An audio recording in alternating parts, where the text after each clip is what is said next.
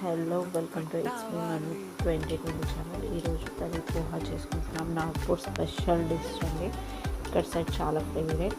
Onions fry అయ్యాక onion paste చేస్తాను. 2 onions తీసుకొని దాంట్లో కారం, ఉప్పు, పసుపు, ధనియా పౌడర్, కొంచెం నువ్వులు ఇవన్నీ వేసి మిక్సీ చేసి ఆ పేస్ట్ని ఆనియన్స్ ఫ్రై చేసిన దాంట్లో వేసేయాలి.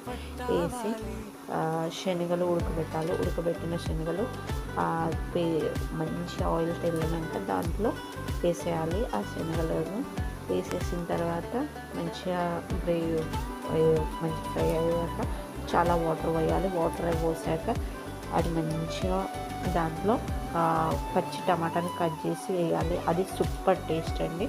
అండ్ పోహా ప్రాసెస్ ఇదండి. పోహా వేసాక సైడ్కి ఈ శనగల కూర డిష్ పెట్టుకొని తినాలి. Super taste.